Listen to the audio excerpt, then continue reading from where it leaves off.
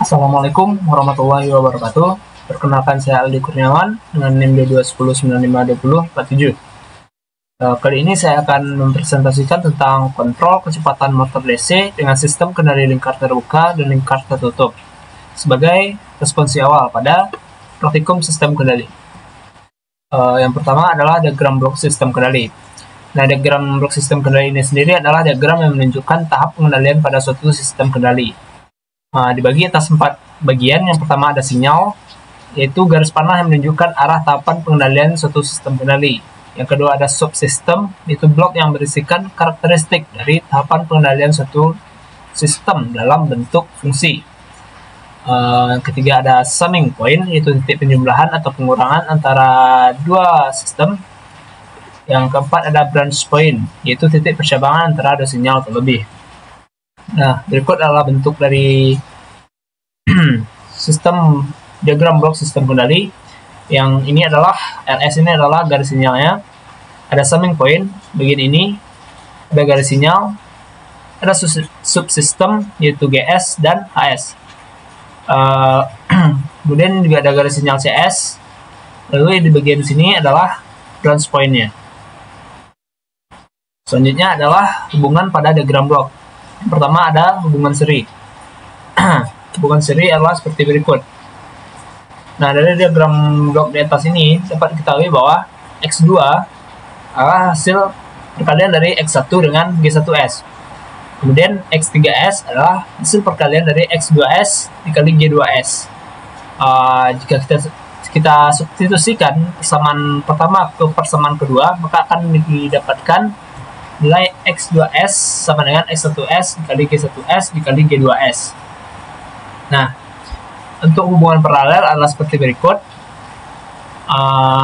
Dari diagram blok ini dapat kita ketahui bahwa X2S adalah hasil perkalian dari X1S dengan subsistem G1S. Kemudian X3S adalah hasil perkalian X1S dikali G2S. Nah, kita ketahui di sini ada titik penjumlahannya, sehingga dapat kita ketahui bahwa X4S adalah hasil dari X2S dikurangi dengan X3S, atau X1S dikali G1S kurang G2S. Selanjutnya ada modifikasi diagram blok. Yang pertama ada pergeseran titik percabangan dari sebelum sistem ke setelah sistem.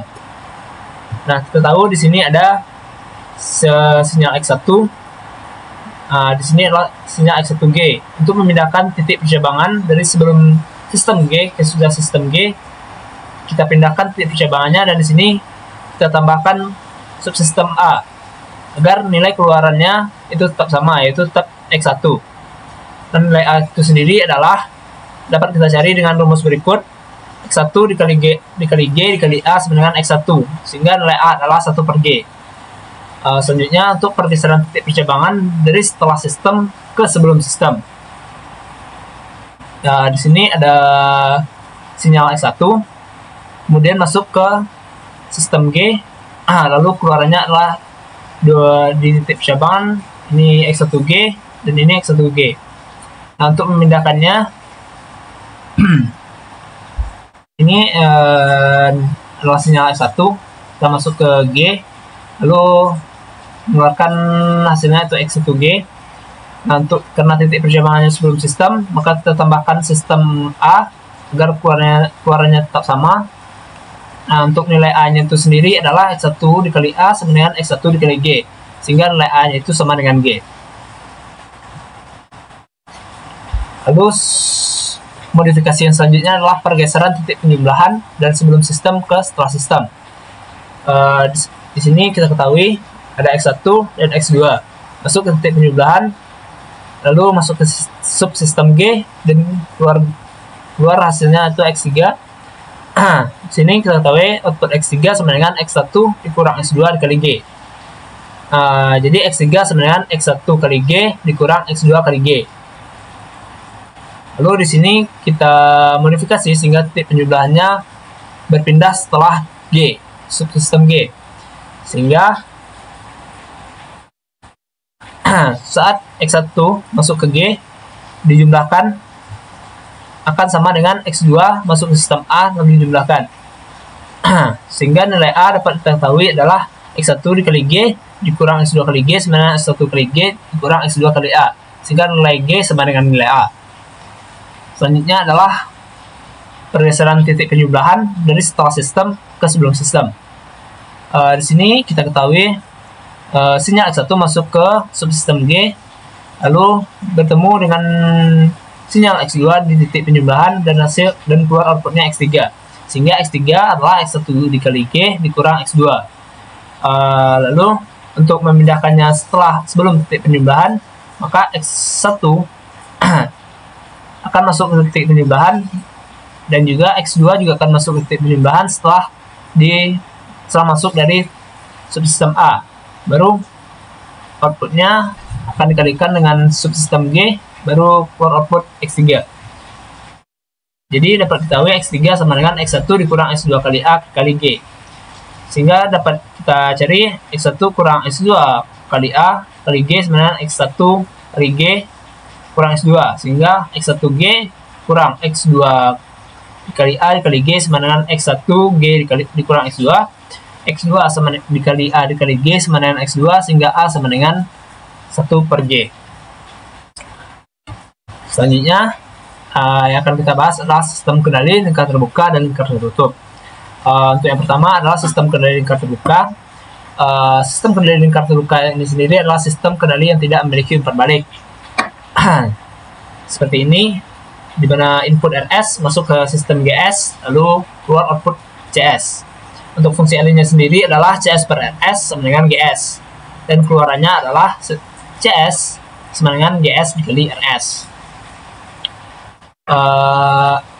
Sedangkan sistem kendali lingkar tertutup adalah sistem kendali yang memiliki umpan balik. Dapat kita ketahui di sini RS masuk ke sistem GS, kemudian diberikan umpan balik masuk ke sistem HS, lalu bertemu dengan sinyal RS di sini di titik penjumlahan, maka fungsi alihnya adalah CS adalah hasil kali dari ES dikali dengan GS. Sedangkan ES adalah RS dikurang dengan BS, dan BS adalah CS dikali dengan HS. Nah, di sini kita bisa substitusikan persamaan ketiga ke persamaan 2. Jadi ES sama dengan RS dikurang CS dikali HS. Lalu kita substitusikan persamaan 4 ke persamaan 1 menjadi CS sama dengan RS dikurang CS kali HS dikali GS. Nah, kita kalikan GS ke dalam sehingga menjadi CS sama dengan RS dikali GS dikurang CS kali HS kali GS. Nah, selanjutnya pindahkan CS, HS, GS ke ruas kanan menjadi CS plus CS kali HS kali GS sama dengan RS dikali GS. Kita keluarkan nilai CS hingga CS dikali 1 plus GS HS sama dengan RS dikali GS. Lalu kita dapatkan hasil CS per RS adalah GS per 1 plus GS kali HS. Nah, untuk perbandingan antara sistem lingkar terbuka dan lingkar tertutup sendiri adalah yang pertama, sistem kendali lingkar terbuka ini kurang stabil dan teliti, sedangkan sistem lingkar tertutup itu lebih stabil dan teliti. Untuk sistem kendali lingkar terbuka ini lebih mudah dibuat, sedangkan lingkar tertutup ini lebih susah untuk dibuat. Selanjutnya, lingkar terbuka ini tidak ada umpan balik, sedangkan lingkar tertutup terdapat umpan baliknya. Sistem kendali lingkar terbuka ini murah, sedangkan sistem kendali lingkar tertutup ini mahal. Selanjutnya ada pengendali PID. Kontrol PID ini digunakan untuk memperbaiki performansi sistem melalui perbaikan respons sistem yang dihasilkan. Contohnya, pertama, mengurangi atau menghilangkan nilai error steady state. Kedua, bisa untuk meningkatkan kecepatan respon untuk mencapai set point. Yang pertama ada pengendali proporsional. Jenis kontrol ini menghasilkan output yang sebanding dengan nilai masukannya. Untuk bentuk dari diagram bloknya sendiri adalah seperti berikut. Dalam domain waktu, UT adalah hasil kali dari KP dikali ET. Sedangkan dalam domain Laplace ini adalah US per ES sama dengan KP. Untuk karakteristik dari pengenali proporsional ini adalah jika KP diperkecil, maka respons sistem akan semakin lambat dan rise time akan semakin lama. Sedangkan jika KP diperbesar, maka respons sistem akan semakin cepat mendekati steady state dan rise time akan semakin singkat. Jika KP terlalu besar, maka respons sistem akan semakin stabil, ada overshoot, dan osilasi terlihat jelas. Nah, nilai KP dapat diatur atau ditentukan sedemikian sehingga mengurangi steady state error, tapi tidak menghilangkannya. Selanjutnya adalah pengendali integral. Jadi kontrol ini menghasilkan output lebih besar atau lebih kecil ketika error input sama dengan 0. Bentuk dari diagram bloknya sendiri adalah seperti berikut, di mana sistemnya adalah KI per S. Nah, dalam pengendali integral, nilai error E diumpankan sebagai laju perubahan sinyal kontrol U sebagaimana dinyatakan dalam persamaan UP sama dengan KI kali integral dari 0 sampai T untuk ET dt. Nah, dalam Laplace-nya sendiri ini akan menghasilkan US per ES sama dengan KI per S. Nah, untuk karakteristik pengendali integral ini adalah keluaran pengontrol integral ini membutuhkan jeda, sehingga pengontrol integral cenderung memperlambat respon. Ketika sinyal ESS 0, output tetap akan bertahan pada nilai sebelumnya. Dan jika nilai ESS tidak 0, output akan menunjukkan kenaikan atau penurunan yang dipengaruhi oleh nilai ESS atau nilai Q. Persenta integral Q yang sangat besar akan mempercepat hilangnya error, namun akan meningkatkan osilasi. Selanjutnya adalah pengendali derivatif. Ini adalah kontrol yang menghasilkan output yang merupakan diferensial dari input. Bentuk dari diagramnya sendiri adalah seperti berikut. Untuk pengendali derivatif ini akan memberikan suatu sinyal kontrol U yang berkesesuaian dengan turunan laju perubahan sinyal error E, sebagaimana dinyatakan dalam persamaan T per ET sama dengan KD dikali DET per DT. Nah, dalam Laplace-nya itu adalah US per ES dikali KDS. Untuk karakteristik dari pengendali derivatif ini adalah pengendali derivatif ini tidak dapat menghasilkan output jika tidak ada perubahan input. Jika nilai error berubah terhadap waktu, output yang dihasilkan tergantung dari nilai KD dan laju perubahan error. Untuk kontrol diferensial mempunyai suatu karakter untuk mendahului, sehingga pengontrol ini dapat menghasilkan koreksi yang signifikan sebelum sistem mengalami error terlalu tinggi yang meningkatkan stabilitas sistem. Dengan meningkatkan nilai KD-nya, dapat meningkatkan stabilitas sistem dan mengurangi overshoot. Yang untuk pengontrol diferensial ini umumnya dipakai untuk mempercepat respon awal suatu sistem, tetapi tidak memperkecil kesalahan keadaan tunanya. Dan kerja kontrol diferensial hanyalah efektif pada lingkup yang sempit, yaitu pada periode peralihan. Jadi pengontrol diferensial tidak digunakan tanpa kontroler lainnya. Selanjutnya ada pengendali proporsional integral. Jadi kontrol ini menghasilkan output yang merupakan diferensial dari input. Untuk bentuk dari diagram bloknya itu seperti berikut, di mana sistemnya adalah KP dikali 1 plus TIS per TIS. Nah, untuk rumusnya itu adalah UT sama dengan KP dikali ET tambah KP per TI integral 0 sampai T untuk ET dt. Dengan KP adalah suatu penguatan proporsional dan TI merupakan waktu integral. Dalam Laplace ini dapat ditulis US per S sama dengan KP dikali 1 plus TI plus 1 per TIS sama dengan KP dikali 1 plus TIS per TIS. Nah, untuk karakteristiknya sendiri adalah yang pertama, adanya penambahan faktor integral pada pengendali akan memperbaiki respon sistemnya. Yang kedua, tidak mengembalikan error pada nilai 0, namun menjaga nilai peserta sepanjang T.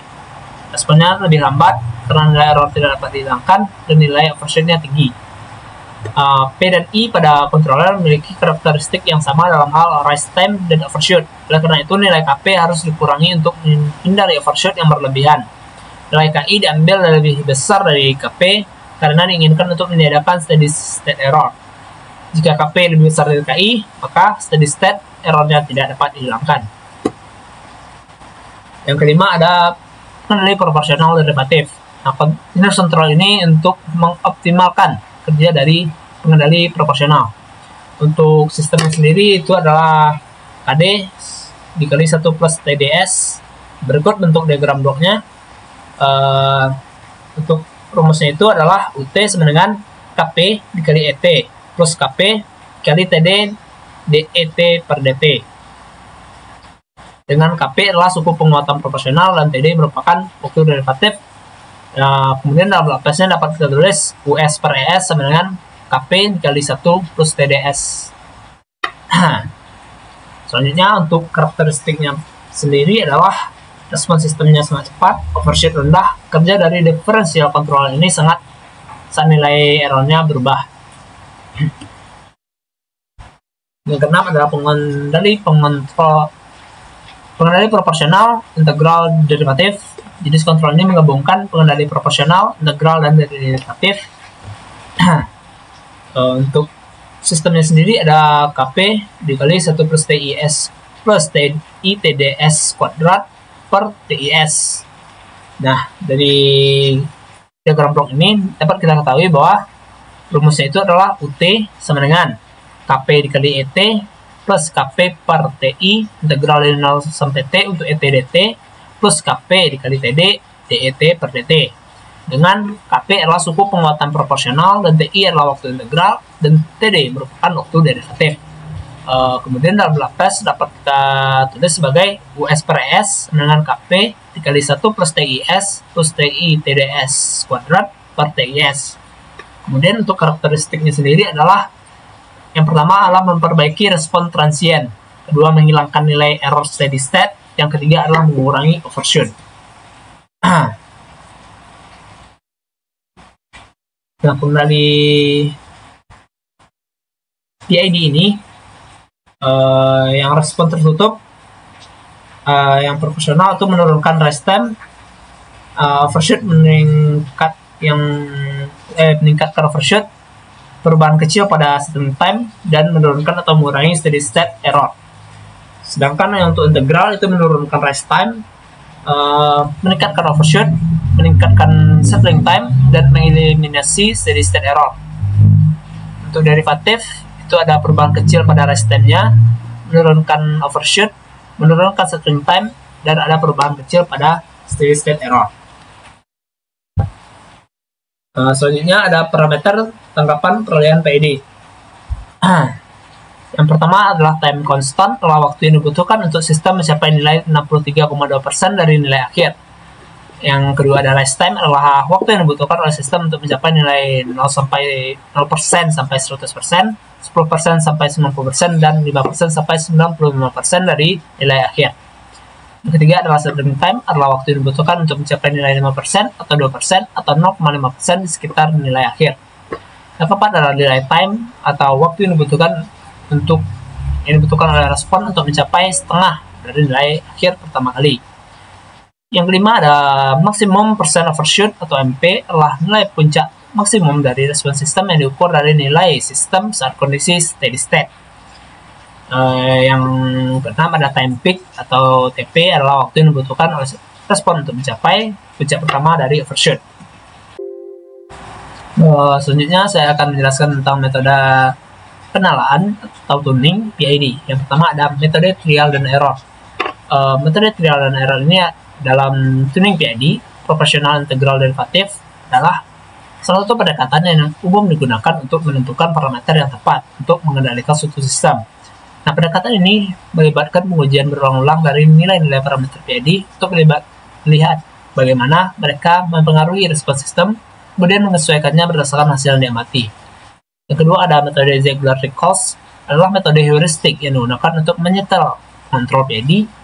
Metode ini dikembangkan oleh John G. Ziegler dan Nathaniel B. Nichols pada tahun 1942. Metode tuning ini digunakan dengan eksperimen atau asumsi model belum diketahui atau plan tidak diketahui. Metode ini bertujuan untuk mencapai overshoot maksimum atau MP 25% terhadap masukan step. Yang ketiga ada metode Cohen-Kun adalah pengembangan metode tuning PID dari Ziegler-Nichols. Pada metode Cohen-Kun ini adalah versi yang lebih kompleks dari metode Ziegler-Nichols, di mana metode ini mirip dengan metode Ziegler-Nichols, tetapi perbedaannya datang dengan fakta bahwa Cohen-Kun ini memberikan waktu naik yang lebih cepat. Mungkin sekian dari saya. Saya sudah dengan Assalamualaikum warahmatullahi wabarakatuh.